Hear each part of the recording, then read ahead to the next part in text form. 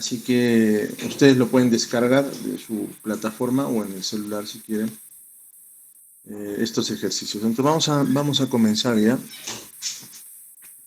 A ver, en el primer ejercicio son comentes, ¿ya? Son comentes.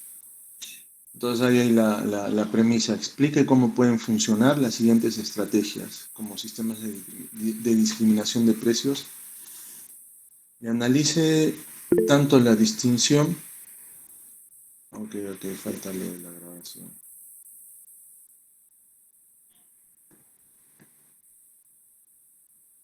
Ya, hay que se vaya preparando la grabación, ¿ya? Entonces,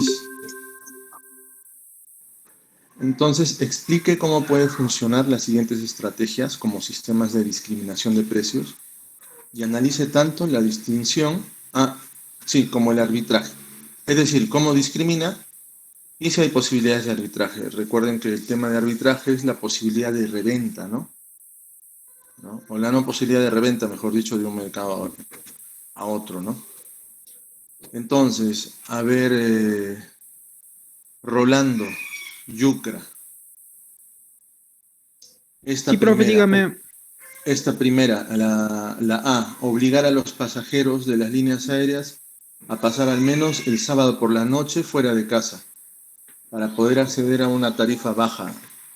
¿Cómo se puede realizar acá la discriminación de precios? Y si existe alguna posibilidad de arbitraje entre los dos.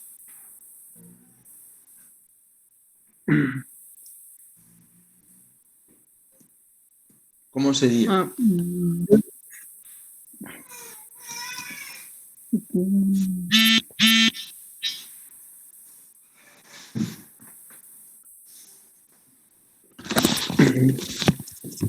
A ver, Rolando. Lo podríamos hacer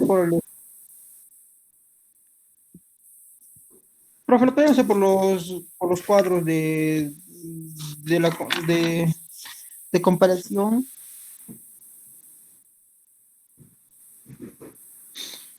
¿Cómo sería eso?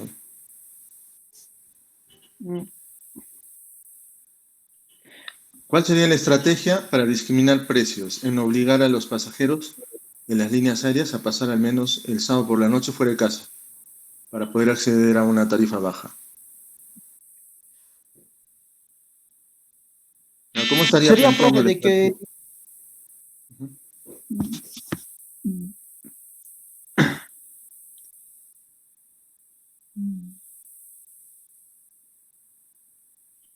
No sé, profe, no. Ya, no te preocupes. Ya, Paul Giuseppe Rado.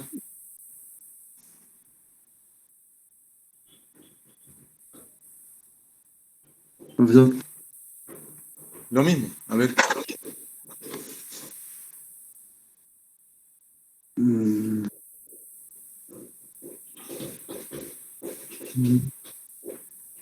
No sabría, profe. Alan Torres. Presente. A ver. Sobre lo mismo. Ahí dice, explique cómo puede funcionar la estrategia de obligar a los pasajeros, ¿no? De las líneas aéreas a pasar al menos el sábado por la noche fuera de casa para poder acceder a la tarifa baja. ¿Cómo funciona eso? Ya. Profesor, ¿puedo opinar? Sí, Tatiana, claro que sí. Poniendo un precio por debajo del precio del equilibrio, así la demanda aumentaría y va a haber un nuevo punto de equilibrio. Ya, pero acá la estrategia es de discriminación de precios. ¿Qué implica poner esa tarifa baja? Es decir, yo estoy diciendo, yo te voy a cobrar una tarifa baja si por lo menos un sábado por la noche tú pasas en ese destino al que quieres viajar.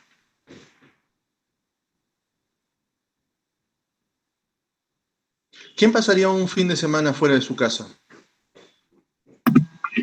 Profesor, buenos días. Generalmente serían los turistas o los que viajan por ocio.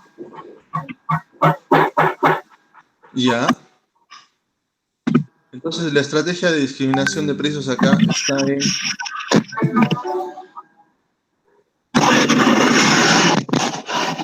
A ver, ¿quién es ese micro?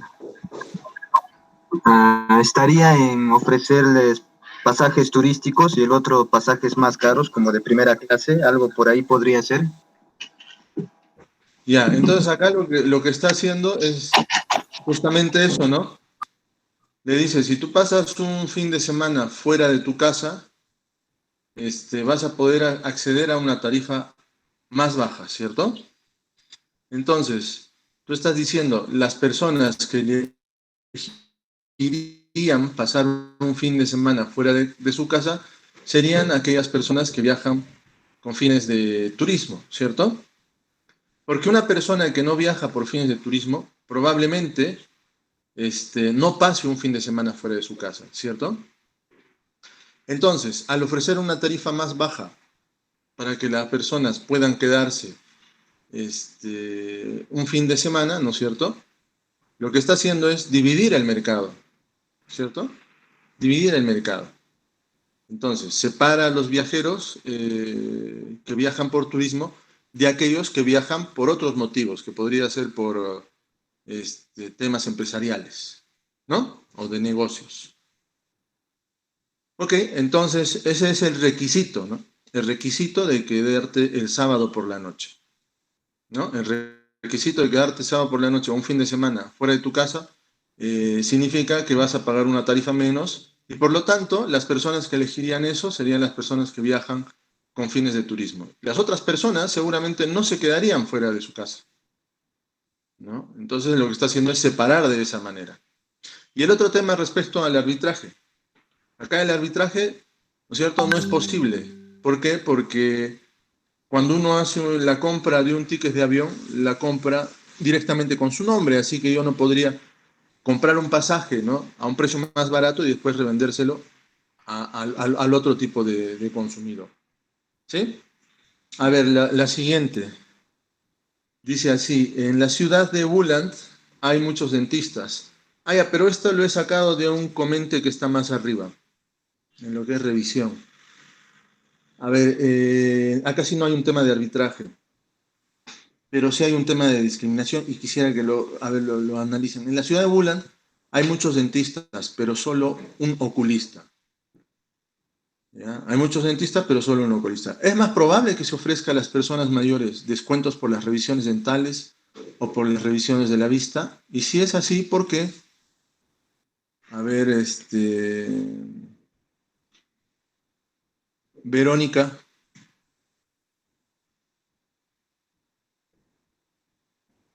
¿qué Presente, nos diría profesor. Presente, profe. sobre esa premisa? Presente. Sí, hija, habla. Te estamos Ya. escuchando. Am, Adelante. ¿Me puede repetir, profe, por favor, la pregunta?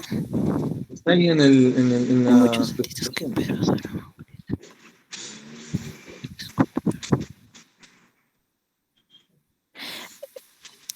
Se ofrece un mayor descuento por ir al dentista que al oculista. Porque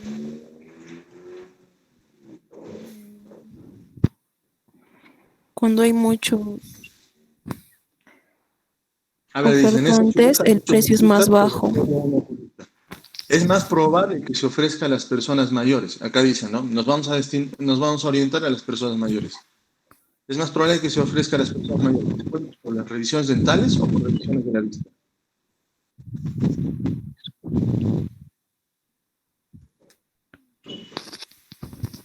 A ver.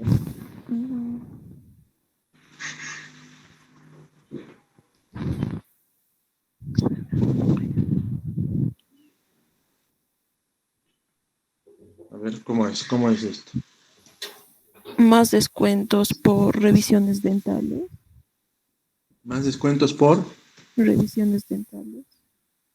No te escucha bien. Más descuentos por... Revisiones dentales. ¿Por qué? Porque hay más Más dentistas, pues, y cuando hay más ofertantes en el mercado, menor es el precio, entonces. Entonces se necesitaría hacer ofertas. ah, ¿Quién establece una estrategia de precios, digamos? ¿Cuando hay muchos vendedores o cuando hay... Y cuando Cuando hay el- menos, hay menos. claro, entonces es decir, ¿el mercado dental es o no es competitivo? Sí es competitivo. Es competitivo. ¿Y el Ujú. mercado del oftalmológico es o no es competitivo? No, no es competitivo. De hecho, es el único, ¿cierto? Ajá. Al ser el único, él sería el monopolista, ¿cierto? ¿Quién puede discriminar precios? Las Las que tienen empresas que poder están en del el mercado que mercado. conocen el mercado. Exacto. Entonces, las empresas que tienen poder del mercado son las que pueden practicar discriminación de precios. En ese sentido, la única empresa, el único que podría discriminar acá es el oculista, ¿cierto? Y no tanto el mercado competitivo, porque si hay un mercado competitivo, como tú has mencionado al inicio, los precios siempre van a ser más bajos, ¿no? Ujú. Entonces, es mucho más probable, digamos, que los oftalmólogos, ¿no? O el oftalmólogo, que es el único, ofrezca descuentos, ¿no? Descuentos a los adultos mayores. ¿Por qué? Porque los dentistas, ¿cómo estarían cobrando su precio? Cercano a qué estarían cobrando su precio los dentistas. Al precio de equilibrio, ¿Cuál es ese precio de equilibrio en un mercado competitivo? ¿El precio es igual al? al costo marginal. Exactamente, ¿no es cierto? Entonces, si los dentistas ya están cobrando un precio cercano al costo marginal, es mucho más difícil que ofrezcan descuentos, ¿no? ¿Ya? Gracias. Ya. A ver, la siguiente. Vender procesadores de alimentos junto con vales que pueden enviarse al fabricante para obtener un reembolso de $10. ¿Ya? Digamos, ustedes están comprando licuadoras, digamos, o ya, no necesariamente una licuadora, puede ser también un horno microondas, ¿ya? Bueno, supongamos que es una licuadora. Entonces, se vende el procesador de alimentos y ustedes compran el procesador de alimentos junto con un vale que puede enviar al fabricante para obtener un reembolso de $10. Entonces, el hecho de dar ese reembolso, el hecho de dar ese reembolso, ¿no? ¿Es una forma de discriminar o no lo es? Y segundo, ¿existirá arbitraje o no existirá arbitraje? A ver, Paul, Josep Rado. Paul Josep Rado.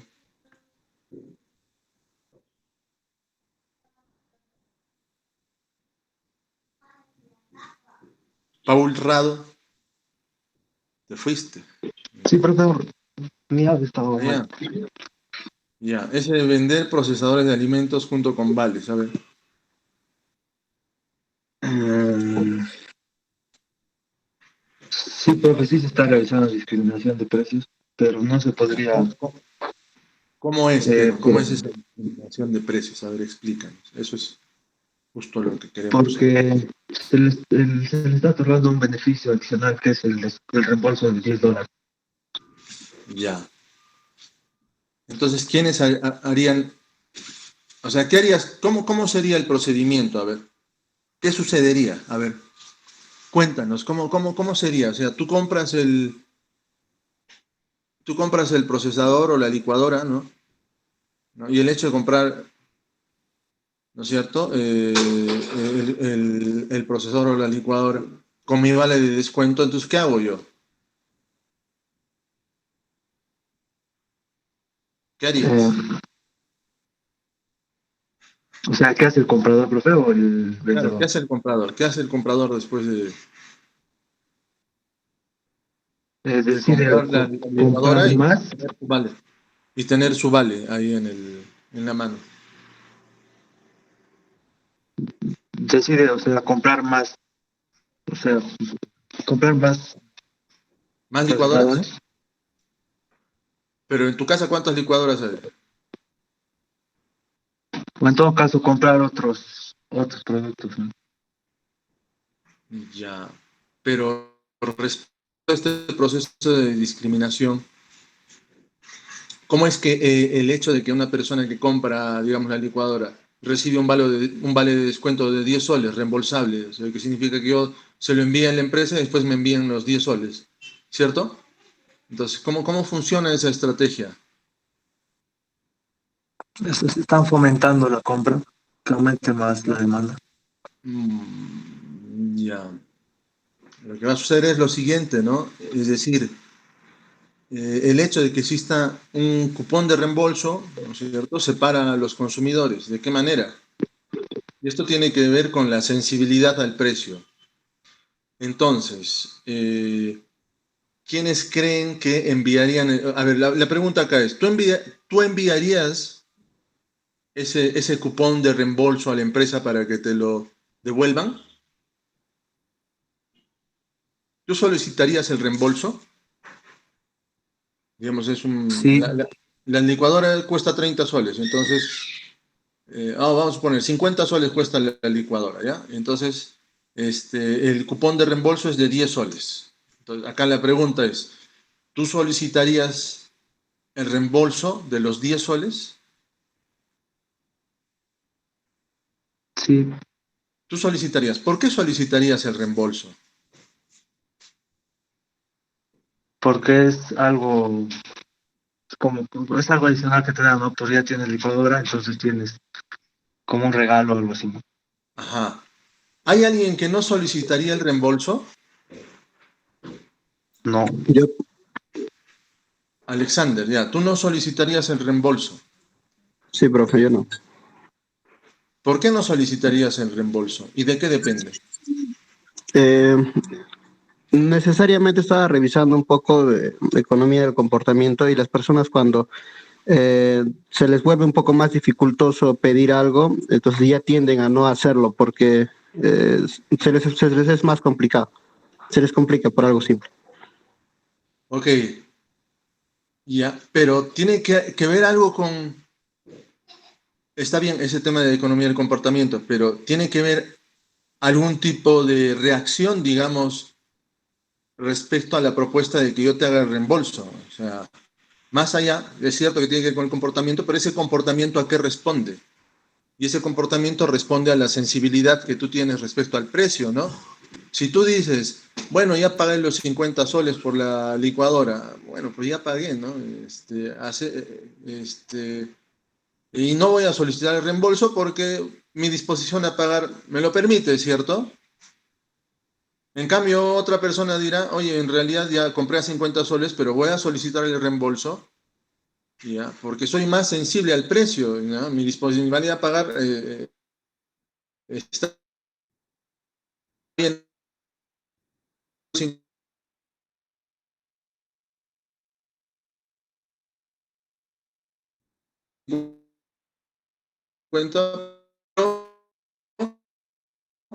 No es tan alta tampoco, entonces voy a hacer el trámite para solicitar el reembolso de su demanda. ¿Más echada o más parada?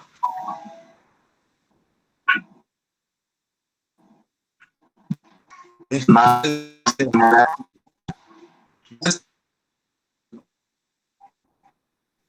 ¿Y qué pasa? Que son así, más elástica la demanda y por tanto es la persona a partir de ello, pues de su apreciación, ¿no es cierto? A partir de eso, la apreciación de la empresa es dividir, ¿no? Dividir a los clientes entre los menos sensibles y los más sensibles, ¿no es cierto?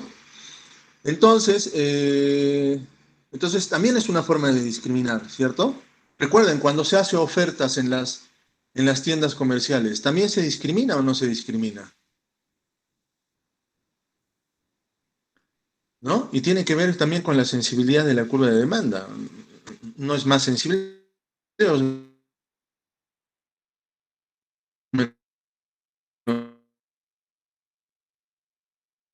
sensible? A ver, vamos a suponer, hay una pena en el estreno. Claro, a todos los que nos gusta. Sí, pues a todos nos puede gustar. Pero de repente, no estoy tan dispuesto a pagar ese precio, ¿no? Me puedo aguantar unos días más, ¿no? E ir al siguiente semana cuando el precio de la entrada ya, digamos, está menos, ¿no? Entonces hay formas de poder discriminar y separar a los consumidores. Ahora, la otra pregunta es si existe arbitraje, ¿no? Es decir, yo compro el procesador de alimentos y envío los cupones de descuento. Ahora, lo que podría hacer es revender, ¿no? Revender el cupón de descuento, ¿no? A un precio justo a otras personas, ¿no? Y ganar esa ventaja, ¿cierto? Pero ¿qué hacen los vendedores? Podrían limitar el número de descuentos, digamos, ¿no? Entonces podría haber un límite. Muy bien. El otro aspecto, el último, cobrar más a los pacientes de renta alta que a los de renta baja por la cirugía plástica. A ver, Mónica, Evelyn, Camargo, ¿qué dirían ahí? ¿Cuál sería su percepción?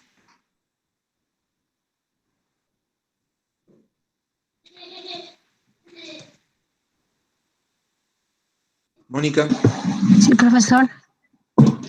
esa última. Profesor, ¿me escucha? Sí, te escuchamos todos, sí.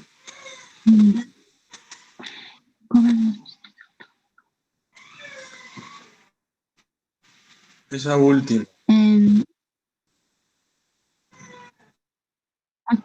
Ha habido una discriminación de precios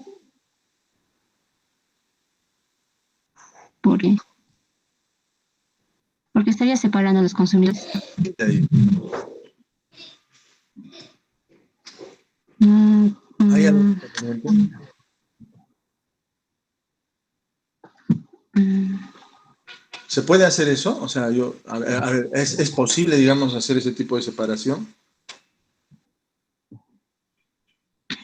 Mm, sí se podría hacer. A ver, es lógico, ¿cierto? Para empezar, es lógico, ¿no? Es lógico, claro. Si yo veo que más me conviene a mí es cobrarle, digamos, a los que tienen mayores ingresos más y a los que tienen menores ingresos, menos, ¿no? Menos, de renta baja, ¿no? Entonces, es posible que digamos, el cirujano plástico pueda separar a los pacientes entre altos ingresos y bajos ingresos. ¿Podría opinar, profesor?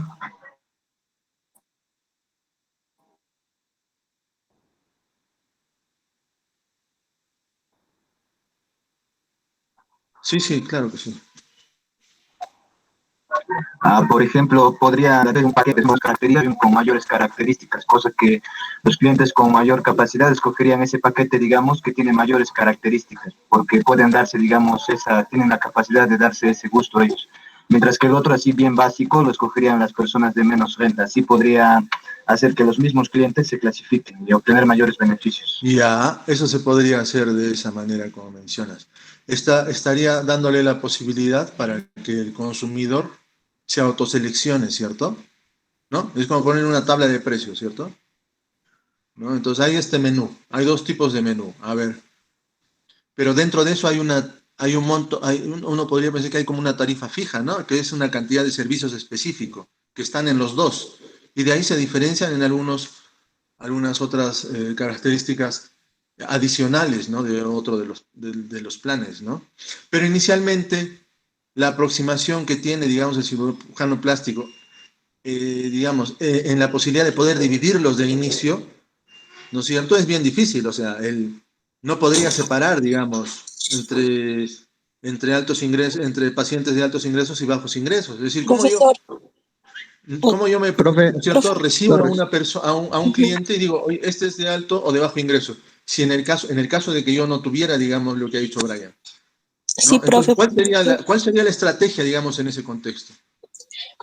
profe, yo quiero opinar. Torres. Sí, sí. Aplicar una discriminación imperfecta de precios sería lo más acorde para hacer Pero, ¿cómo harías que, eso? ¿Cómo harías? que Torres, profe. consistiría en estimar pues los precios de reserva. porque obviamente no podríamos aplicar una discriminación perfecta de Ok, precio. ¿cómo me puede pagar un precio más alto? Poniendo otros precios más altos del precio de ¿Qué, equilibrio y otros más bajos. ya, ¿qué le dirías? Am, mm,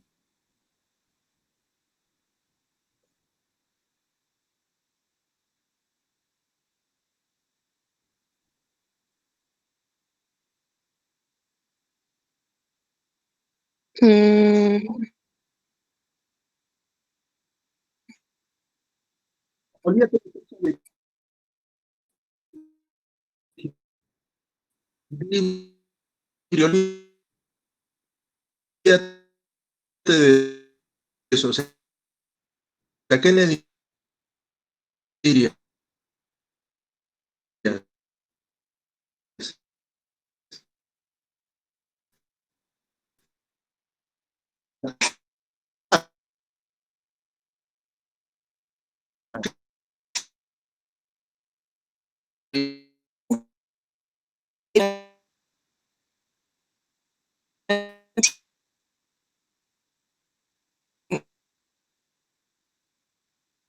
un poquito, o sea, a enfocar.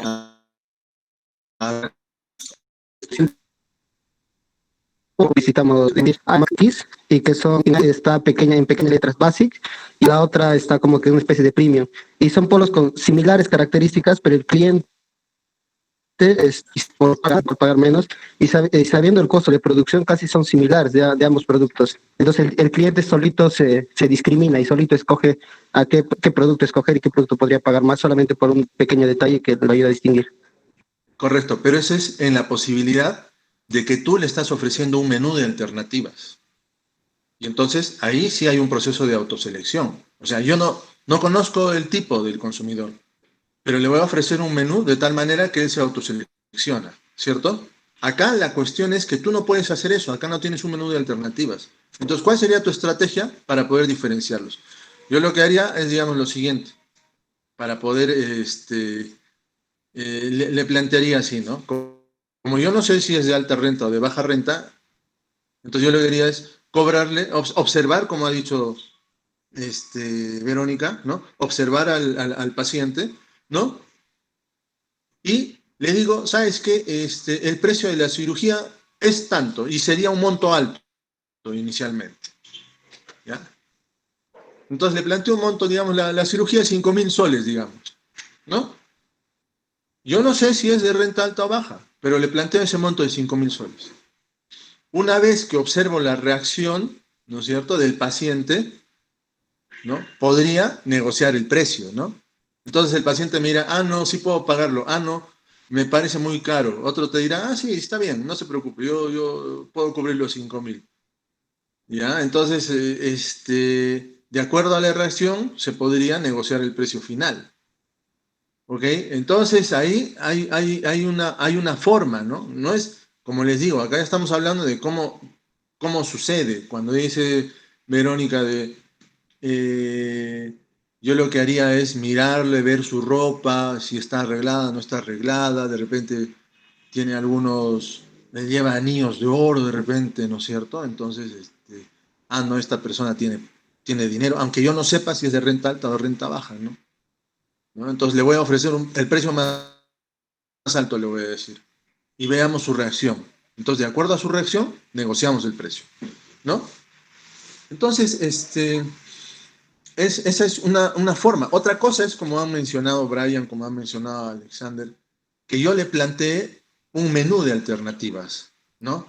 Y además, algo que ustedes han dicho también, que es el aspecto relevante en la discriminación, es la calidad del producto, ¿no? Entonces, voy a hacer un proceso de discriminación incorporando el tema de calidad, incorporando el tema de marca, adicional o no sepa el tipo, no, va a ser mucho más fácil, porque ¿a quién le estoy pidiendo que se autoseleccione? Es al consumidor. finalmente. Entonces, mi proceso de diseño se va en beneficio, los beneficios totales de la empresa terminan siendo mucho mayores, ¿ok? Siempre y cuando las demandas, ¿no es cierto?, de los consumidores sean suficientemente grandes. Porque yo no voy a hacer discriminación si hay una demanda pequeñita, ¿no? Bueno, prefiero no atender a ese mercado pequeñito y me quedo con el mercado grande, ¿no es cierto? Entonces, eso es otro de los aspectos también que hay que tomar en consideración. ¿Algún comentario adicional? Creo que ha quedado leyendo ese del papel higiénico, ¿no? A ver, ofrecer reducciones temporales de los precios del papel higiénico, ¿no? O puede ser también en términos de volumen, ¿no? Ustedes han visto paquetes que van hasta, no sé, de 36, 72 paquetes, 72, creo, papel higiénico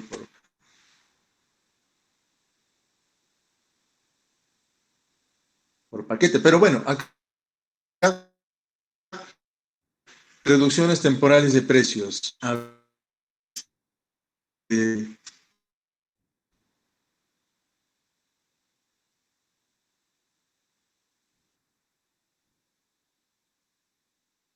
Ayudar, ¿no? En la oferta temporal. Sí, profesor. Ajá, ¿cómo sería esto? Ofrecer reducciones temporales de los precios de papel higiénico.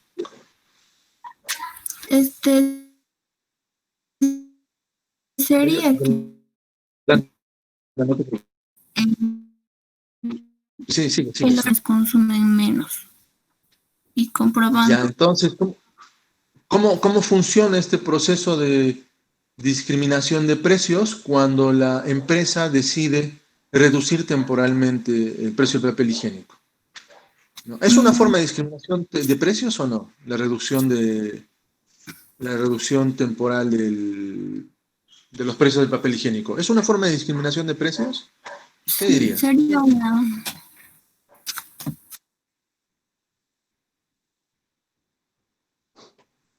En general, ¿con qué hemos dicho que hay un proceso, ¿no es cierto?, de discriminación en el cual yo estoy tratando de separar a los consumidores, ¿no? Y yo puedo hacerlo a través del menú de alternativas, etcétera, como hemos visto. Eh, pero, además de eso, ¿qué otro aspecto estoy tomando en consideración cuando hago discriminación de precios? Y ya lo he dicho anteriormente, tiene que ver con la sensibilidad a los precios, ¿cierto? Con su disposición a pagar, ¿cierto? Entonces,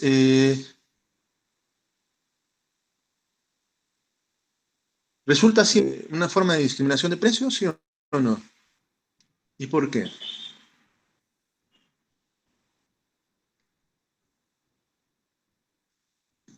Sigue, Cintia.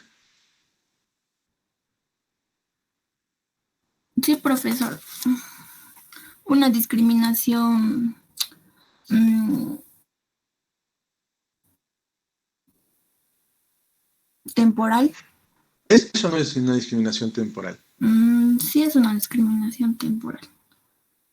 ¿En qué sentido sería una discriminación temporal? Porque cuando cobra menos, está viendo la cantidad de demanda que hay. Y cuando va a cobrar más, las cantidades de demanda serían diferentes. Y Ya.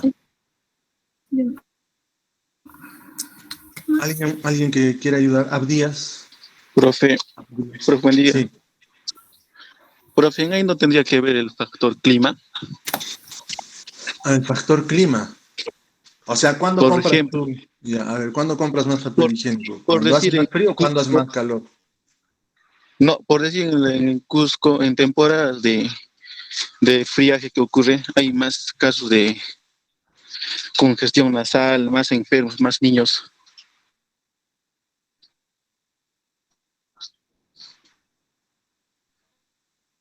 Y demandan un poco Ya. más. pero tendría que ver el factor geográfico, el Correcto. papel higiénico, ¿no? O hasta cuestión de salud. Ya. Sí. Pero digamos que ese tema de bajar el precio del papel se hace a lo largo del año, ¿ah? Si uno va a la tienda, uno ve ofertas de papel higiénico casi en cada uno de los meses, ¿no? Es decir, siempre hay oferta de papel higiénico, ¿no? Entonces, tendría algo que ver con la temporalidad. Es más, en época de frío, porque hay mayor demanda, pero eso sería simplemente una reacción a la demanda, ¿no? Como la gente compra más papel, entonces el precio naturalmente va a tener que subir, ¿cierto? Pero si yo digo, voy a tratar, así sea en esa época, yo voy a plantear una reducción temporal del precio, así sea en esa época, ¿no? Sí, pues yo estoy haciendo una discriminación intertemporal, es verdad, pero estoy tomando en consideración la sensibilidad que tienen los consumidores respecto a los precios del papel. Otra vez lo mismo, es decir, la discriminación funciona sobre la demanda, ¿cierto? Sobre la sensibilidad que tienen las personas, ¿no? Entonces, lo que estoy diciendo es que las personas que vayan a comprar papel durante este tiempo seguramente van a ser aquellas personas que son más sensibles al precio.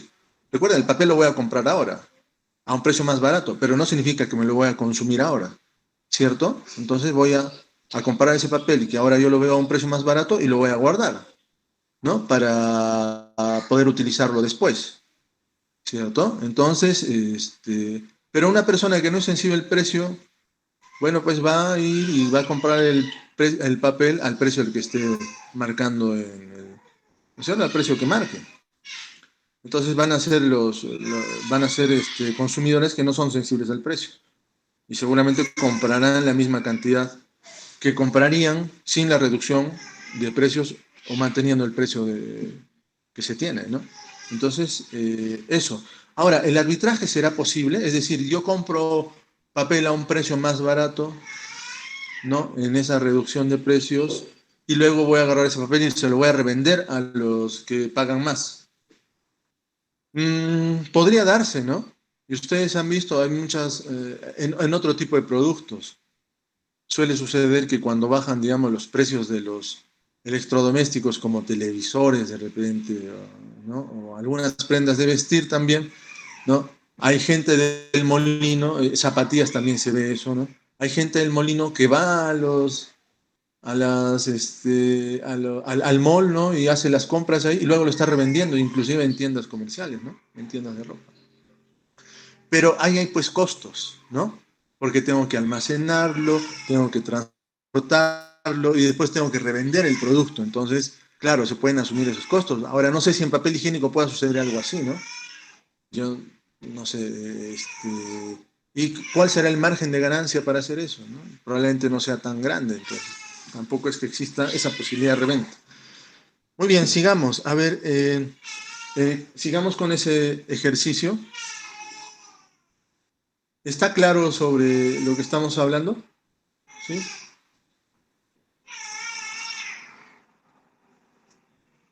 A ver, tenemos ese ejercicio.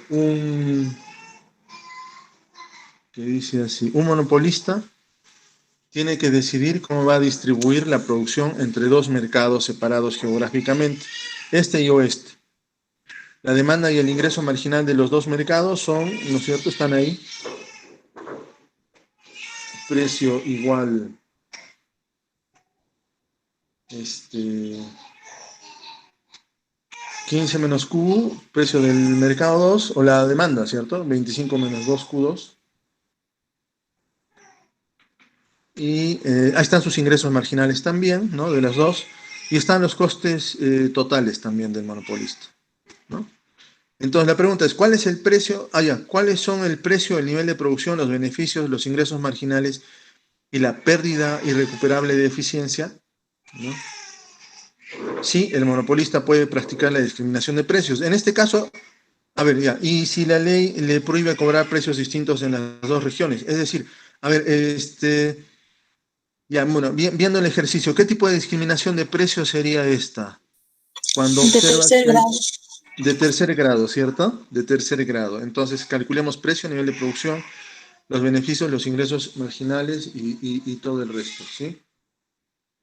Ah, a ver cómo hacemos esto. Usaremos pizarra, ¿no? Usaremos el Jamboard para ejemplificar. Entonces, viendo el ejercicio, me dice, acá hay una demanda, ¿no?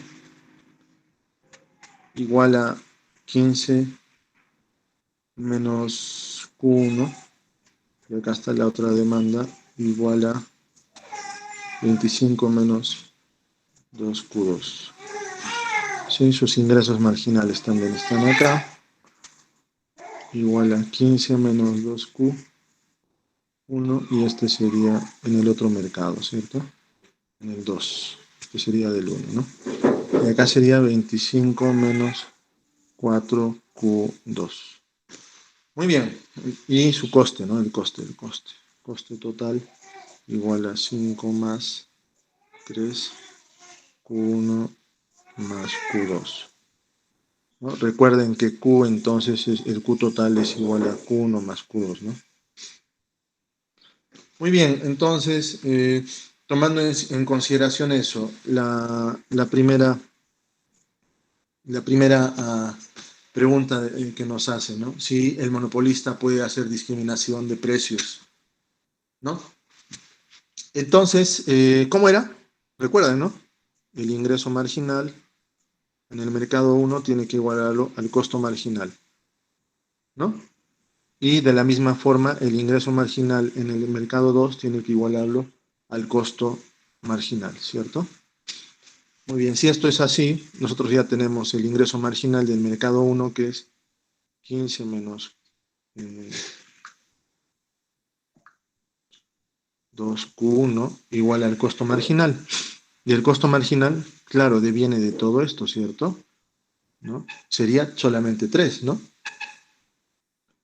Sería solamente igual a 3, por lo que la cantidad que vendería acá, ¿no es cierto? Sería 12 entre 2, 6, ¿no? Mientras que acá, 25 menos 4Q2, ¿no? Es igual también a 3.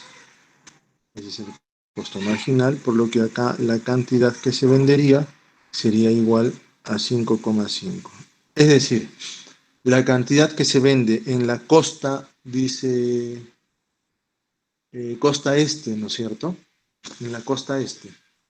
En la costa este y el oeste, ¿cierto? En la costa este sería de 6 y en la costa oeste sería de 5,5, ¿cierto?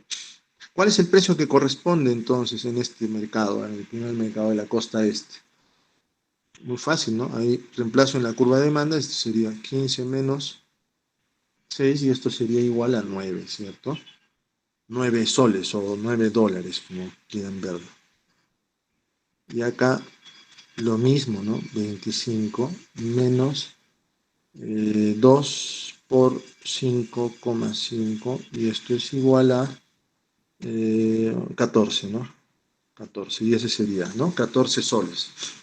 Muy bien, acá estamos discriminando entre los dos tipos de mercado, ¿no? Lógicamente va a depender del tipo de elasticidad de la demanda que se tiene en cada uno de ellos, ¿no? Acá estoy cobrando un precio más alto en el mercado 2, le ofrezco una menor cantidad, y en el mercado 1, ¿no? Cobro un precio más bajo, se entendería que es menos elástico, ¿cierto? Muy bien, y ¿cuáles serían los beneficios, no?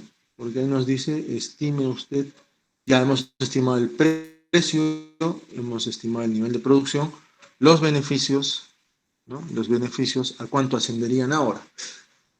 Los beneficios serían precio por cantidad en el mercado 1, ¿cierto? Más el precio por cantidad en el mercado 2, menos los costos, ¿no? Ingresos totales menos costos, ¿no? Los ingresos totales vienen de la venta en el mercado 1, que serían el precio por la cantidad, ¿no?, más los ingresos que yo obtengo en el mercado 2, que serían 14 por 5,5, menos los costos. Y acá tenemos nuestra función de costos, ¿cierto? Entonces todo esto sería menos 5 más 3 por, ¿cuánto es la cantidad total? Entonces tendríamos que sumar, ¿cierto? El costo, ¿no? 3 por la cantidad total, sería 11,5, ¿no? 11,5 que viene de acá, ¿no? La cantidad total, esa es la que necesitamos. 5,5, ¿no? Más 6, 11,5. ¿Cierto? Entonces, operando todo esto, ¿no?, me saldría cuántas unidades monetarias. En total sale 91,50. ¿Sí? Recuerden, esto es ingreso total menos costo total, ¿no? Menos costo total. ¿Ok? Entonces, ya sé cuánto es lo que cobraría esta empresa en el mercado 1 y cuánto produciría en el mercado 1, acá también en el mercado 2, y además sé cuál sería el nivel de beneficios que obtendría esta empresa en estos dos, al momento de vender en estos dos mercados. Ok, respecto a la pérdida de eficiencia, ¿cómo nosotros calculamos la pérdida de eficiencia social? La pérdida de eficiencia social. Se supone que tengo que hallar la pérdida de eficiencia social en los dos mercados, ¿cierto? En los dos mercados. En general, como estas son funciones lineales, deberían ser dos triángulos, ¿no? Y la diferencia entre qué cosas, el precio que se cobra, como en uno de los mercados que estamos cobrando, ¿no es cierto?, discriminando precios, es decir, sería este precio de acá, ¿no? 9 en un mercado y 14 en otro mercado, por lo tanto, eso vamos a ponerle como PM, que sería el precio, ¿no es cierto?, menos el precio que cobraría en competencia, ¿no?, por la cantidad que produciría en competencia, porque se supone que en competencia se produce más, menos la cantidad que se produciría si yo estoy produciendo, teniendo poder, ¿no? Muy bien, ahora, ¿qué es lo que está sucediendo? En nuestro mercado, si estuviésemos hablando de que es un mercado en competencia, el precio debería ser igual al costo marginal, ¿cierto? Por lo que si nuestro costo marginal es igual a 3, ¿no es cierto?, el precio en competencia también debería ser igual a 3, ¿no? Igual al costo marginal. Bueno, ese es el dato que ya nosotros lo tenemos. Y eso sería el precio que se cobraría en competencia en el mercado, ¿no? En el mercado. En ambos mercados, es decir. Pero las cantidades que se venderían en cada uno de los mercados a ese precio de competencia, seguramente que serían diferentes, ¿no? A ese precio de 3 soles, ¿cuántas serían las cantidades? ¿No? Y entonces los tenemos que sacar acá nuevamente de nuestras funciones de demanda, de acá para el mercado 1 y de acá para el mercado 2, ¿cierto? Entonces, si el precio es 3, la cantidad en competencia que yo vendería en el mercado 1 sería de 12. Entonces, en el mercado 1 ya sabemos que el precio de competencia es 3 y la cantidad, y si es así, la cantidad que vendería en el mercado 1 sería 12, ¿no? Y la cantidad que vendería en el mercado 2, ¿no?, sería 12, ¿no? No, 3. Entonces 25 menos 3, 22, ¿no? 22 entre 2, 11, ¿no? Entonces la cantidad sería 11 acá, ¿no? Y ya tengo los datos. Entonces la pérdida de eficiencia social en el mercado 1 sería 1/2 por el precio en el mercado 1 de cuánto es lo que se cobra, ¿no? Hemos dicho que es 9, ¿no? 9, ¿no? Menos el precio de competencia, que sería 3, por la cantidad de competencia. ¿Cuánto es la cantidad de competencia en el mercado 1? Es 12, ¿no? menos la cantidad en el caso de monopolio, que es 6, ¿no es cierto? En el caso de discriminación, mejor dicho, en el primer mercado es 6, ¿no? Es 6, ¿no? ¿Cierto? Y acá nos saldría una pérdida de eficiencia social de 18. Recuerden que esto está medido en unidades monetarias, ¿no? Serían 18 soles, que es el área de ese tema. La pérdida de eficiencia social en el mercado 2 sería igual a un medio.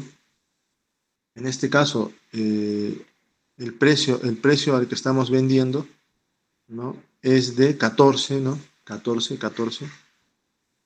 menos 3, que es el precio de competencia perfecta, por la cantidad que estamos vendiendo en competencia, menos la cantidad que estamos vendiendo en polio, entonces la cantidad que es 5.5, menos 5,5, y acá tenemos la cantidad que vendemos como discriminando precios, y acá nos sale 30,25, ¿no? Resolviendo eso, ¿no? 30,25 soles, ¿no? Por lo tanto, la pérdida total, la pérdida de eficiencia social como resultado de la discriminación sería, ¿no es cierto?, la pérdida de eficiencia social en el mercado 1, causado por la discriminación en el mercado 1 más lo que sucede en el mercado 2, ¿cierto? Le pérdida los dos. Entonces, a esto sería 48,25 soles. Digamos, una análisis adicional que habría que hacer acá es cuál es la diferencia entre este proceso de discriminación de precios cuando tiene la posibilidad de hacerlo, digamos así, separando los mercados de tercer grado, ¿no? Donde tenemos política de precios, ¿no? Una política de precios, a tener la política de precios de precio único. Es decir, ¿qué pasa si yo me comporto como monopolio acá? ¿Cuál sería el precio que cobraría? ¿Cuál sería la cantidad que cobraría? ¿Qué produciría? ¿Cuáles serían mis beneficios? ¿Y cuál es la pérdida de eficiencia social que se generaría en la sociedad, ¿no? En el caso de que solamente, de que yo atienda con la ley de un solo precio, ¿sí? ¿Ok? Entonces, bien, eso sería la primera parte. Por lo tanto, lo que estoy mencionando tiene que ver con la segunda parte, ¿no? Tiene que ver con la segunda parte de la pregunta. Porque acá dice, si la ley prohíbe cobrar precios distintos en las dos regiones, entonces me dice, ¿sabes qué? Acá no puedes cobrar precios distintos, no puedes hacer discriminación, así que tienes que cobrar un solo precio. Muy bien, pero ¿será un solo precio para todo? ¿No? Y entonces lo que tengo que hacer, en este caso en la imposibilidad del monopolista de hacer discriminación de precios, ¿no es cierto?, voy a tener que cobrar un precio único para el mercado completo, ¿no es cierto? Entonces, nosotros tenemos que maximizar la utilidad y tenemos que encontrar la cantidad que haga que el ingreso marginal sea igual al costo marginal. Para eso, ¿qué tendríamos que hacer? Justamente es esta la situación, es decir, yo no puedo cobrar precios distintos, la ley me lo prohíbe, tengo que cobrar un solo precio. Entonces, lo que voy a hacer es sumar las curvas de demanda, ¿cierto?, de cada uno de los mercados, ¿no? Entonces, mis curvas de demanda iniciales, ¿no? Mis curvas inversas de demanda iniciales son estas, ¿no? 15Q1, y la curva de demanda del mercado 2 es igual a 25 menos 2Q2, ¿no es cierto? Ese es el dato que nosotros, 15 menos Q1, ¿cierto? Muy bien, entonces me dice, ¿sabes qué? Para que tú puedas hacer el análisis considerando el cobro de un solo precio, ¿no es cierto? Y tengas que maximizar tus beneficios, tienes que agregar las ecuaciones de demanda, ¿ya? Por lo tanto, ¿qué tengo que hacer acá? Hacer esto, ¿no? Q1 es igual a 15 menos P1. Recuerden que las curvas de demanda se suman a partir de las cantidades, ¿no? Estamos agregando las demandas. Es como si estamos construyendo la demanda total de mercado, ¿sí? Y por otro lado, esto sería Q2, ¿no? Igual a 25 entre 2 menos 1/2 de P2, ¿no es cierto? Entonces, si nosotros sumamos estas dos curvas de demanda, ¿no? Vamos a poder encontrar la curva de demanda total del mercado, ¿no? Entonces acá sería Q1 más Q2 igual a 15 menos P1 más 25 medios menos 1/2 de P2, ¿no? Pero como estamos hablando acá de un solo mercado, ¿no es cierto? Estamos agregando, esto de acá va a ser solamente Q, ¿cierto? Y los subíndices de los precios van a desaparecer, porque ahora yo no voy a considerar precios diferentes para cada uno de los mercados, sino que no voy a enfrentar demandas diferentes, mejor dicho, en los cuales voy a determinar precios diferentes, sino que voy a enfrentar una sola demanda, ¿no? Por lo tanto, estos precios P sub 1 y P sub 2 se convertirían solamente en P. ¿Sí me dejo entender? ¿Sí? Entonces, sumando esto de acá, sumando estos de acá, ¿no? Esto sería 30 más 25 sería 55 medios, ¿cierto? 55 medios. Y si sumo esto de acá, ¿no? En el entendido de que no hay diferencia de los precios, esto sería menos, menos 3 medios, ¿no? Menos 3 medios. 3 medios menos 2 menos 3 medios de P. ¿Ok? ¿Ya? Porque yo ya no estoy considerando precios diferentes. Lo que tengo es demandas de individuos o de mercados que yo tengo que agregarlas para cobrar, para implementar mi política de un solo precio, porque la ley me exige que yo tenga que cobrar un solo precio. Hoy ya nos ganó el tiempo. Chicos, a ver, en otras palabras, gráficamente, si esta es mi curva de demanda en el mercado 1,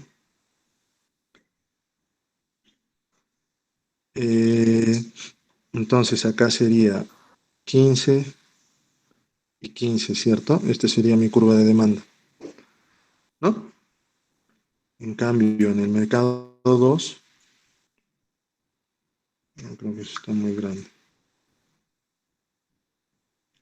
En el mercado 2, ¿no es cierto? Graficando mi curva de demanda, ¿cierto? ¿Cómo sería mi curva de demanda en el mercado 2? Sería 12.5 acá, ¿no? Si el precio es 0, ¿no? Acá, ¿no? Eso es lo que estamos dibujando. Estas son las funciones de demanda que estamos dibujando, ¿no? Entonces estamos dibujando la segunda, ¿no es cierto? Si el precio es 0, entonces la cantidad sería 12.5. Y si la cantidad es 0, el precio máximo que se cobraría en este mercado es de 25. Claro, gráficamente no está bien hecho ya, pero yo tengo que agregar las demandas, ¿cierto? Entonces, ¿cómo sería? Acá empezaría, ¿no? Entonces estoy sumando, ¿no? Sumando. Es lo que hemos hecho ahí matemáticamente, ¿cierto? Entonces esta función empieza en 25, ¿cierto? Siguiendo esto, ¿no? Empieza en 25, ¿no? ¿Y termina en cuánto? Termina no en 12.5, sino en 15, ¿cierto? Terminaría en 15 acá, ¿no? Considerando este de acá. Entonces estoy considerando el 25 de acá, estoy considerando el 15 de acá. Pero esto parece una demanda quebrada, ¿no? Parece una demanda quebrada. Entonces, para hallar el punto de inflexión, yo tendría que igualar, ¿no es cierto? Para hallar el punto de inflexión, yo tendría que igualar las dos curvas de demanda, ¿no? En el precio que se cruzan, ¿no? Entonces, esto sería igual a 15 menos Q igual a 25 menos 2Q. Recuerden, acá ya no estamos hablando de Q1 y Q2, sino hay un solo Q, ¿cierto? Hay una sola cantidad que tengo que producir. Entonces esto sería Q, nada más, igual a 10 entre 2, ¿no? ¿sí? 10 entre 2. Entonces acá Q es igual a 5. Entonces acá va a suceder de que el precio va a ser 5, entonces va a bajar la curva de demanda hasta ahí y luego se va a quebrar y va a ir hasta 15, ¿sí? Una demanda quebrada. Ahí lo vamos a volver. ¿Ok? Una demanda quebrada. ¿Ok? Esta va a ser mi demanda. Pues no es una demanda. No es una demanda lineal, digamos, ¿no? Es una demanda quebrada, ¿no? Y el punto de inflexión es este de acá. A ver, chicos, continuamos. O sea, me gustaría terminar por lo menos esta parte, pero creo que tenemos clases también. Profesor, en Q no sería 10 porque si va Q menos, va a ir a sumar y sería menos Q, solo queda Q igual a 10. Q igual a 10. No, pues. Ah, sí, es verdad. Q sería igual a... Ah, sí. ¿Qué Q sería igual a 10? A ver, un ratito.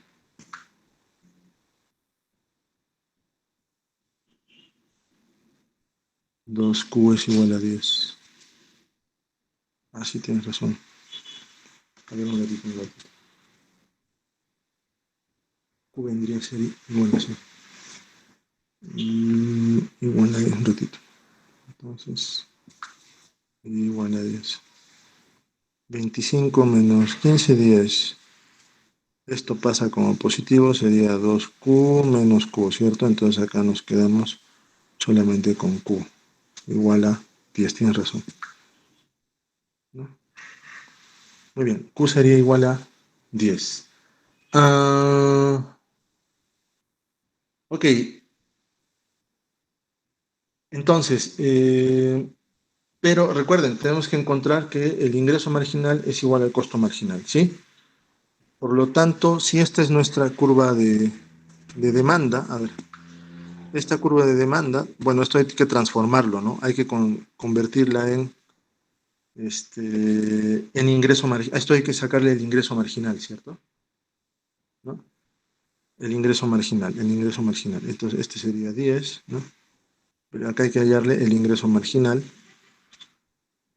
por lo que acá habría que convertirla todavía la función. Entonces, este pasa a 3 medios de P igual a 55 medios menos Q, ¿no?